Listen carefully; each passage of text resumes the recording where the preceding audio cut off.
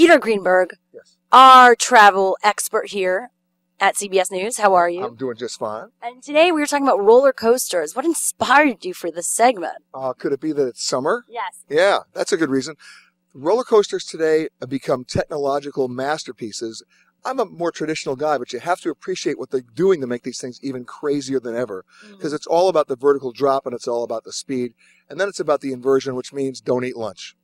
Yes. Are you a roller coaster fan? You know what? No, I'm not.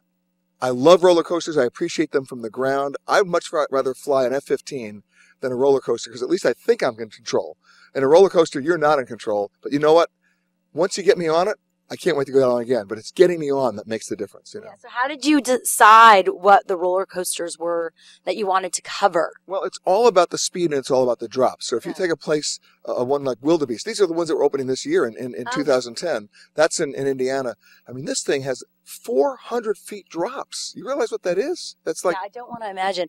I'm not into that. That freaks me out. Well, remember, when you fly a fighter jet, it's not about the positive G's that gets you. It's the negative G's, like when the elevator drops in your stomach. That's what the roller coaster is all about. But then when they add other effects like inversion, water, there's one roller coaster at Universal goes backwards in the dark.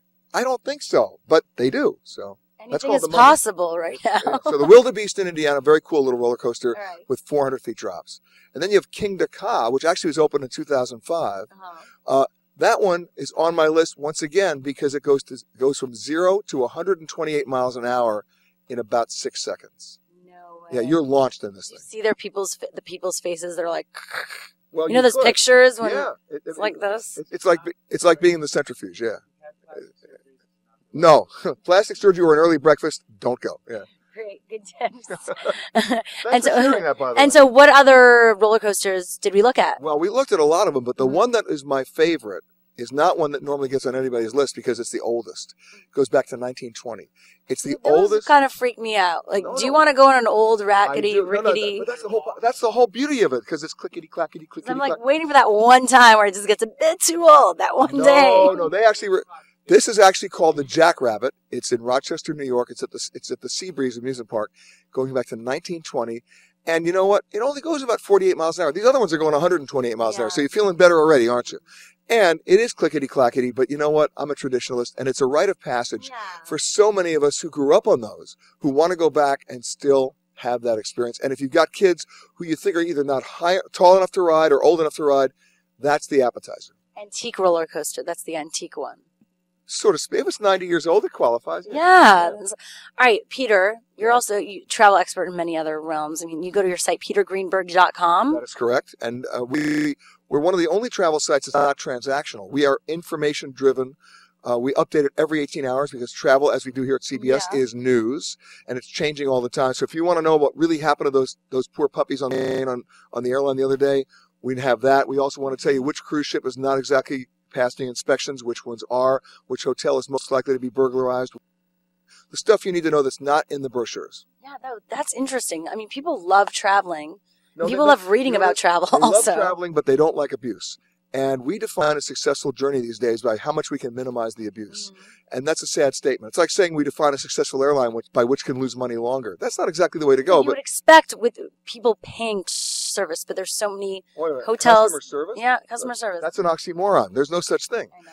Unfortunately, in this country, the model's been broken. The airlines are no longer in the travel business. They're in the transportation business, and we are human freight. And they're taking so much money from us. I pay so much in overweight baggage. And now there was an announcement about carry-on, overweight, even just not in general baggage. And now with the carry-on. This week, that's right. This week, Spirit Airlines, my least favorite airline right now, they should change their motto to "We're not happy until you're not happy," because what are they doing? They're charging up to $45 for a carry-on bag, and their chairman had the gall to go before Congress and say baggage is not essential for a vacation trip. Really? Vacation program? I mean, who is this guy? So the bottom line is they're trying to generate revenue. And this week, they went beyond that. They're now going to charge you $10 to talk to a counter. They want to shoot themselves in the foot. That's it. They want to shoot you in the foot. But here's the thing. If anybody who watches this show, who pays the $45 for the carry-on bag, which, by the way, it's their right to charge you, and it's also your right not to pay it, and who pays the $10 to talk to you and don't email me and complain, because I warned you now. I would actually pay $10 just to go up there and say, what are you doing charging me $45 for the bag? Making the experience not enjoyable whatsoever. They want to promote traveling, then actually, make it easy. But it's not about promoting traveling. Here, let's get down to money. Here it is. What? Why do we travel? Why do we fly? We fly to go from point A to point B and not die. Think about that, right? We're not there for the rich Corinthian leather or the wine list or the Broadway show tunes that flight attendants are not going to perform on board. No, we are there to go from point A to point B and not die. So when somebody tells you they had a horrible flight, I ask them two questions. Question number one, at any time during your flight, did you hit a mountain? No. Wow. Okay, let's go to question number two. When the plane landed, did the wings cartwheel and explode into flames? They didn't. You didn't have a horrible flight. You had a great flight. You're alive. You're like the Simon Cowell of traveling. Okay. So you just give it as it is. Why not? You know what? I'm not a brochure. My job is not to promote travel. My job is not to be the marketing partner of the travel industry. My job is to give everybody enough information so they can make decent choices and not lose. I really like Virgin. All right. On that note, I would say for all those people out there, if you are traveling, you could tweet your airlines, and sometimes that works. Yeah, you know what? Airlines are now reading those tweets. I mean, you know what? They understand social media now. And if you don't believe me, check out one called United Airlines Broke My Guitar. Just do that. Check that out on YouTube. United Airlines Broke My Car, and you'll understand it. All right. Peter, thank you so much. PeterGreenberg.com. You got it. That'll be $25. Thank you.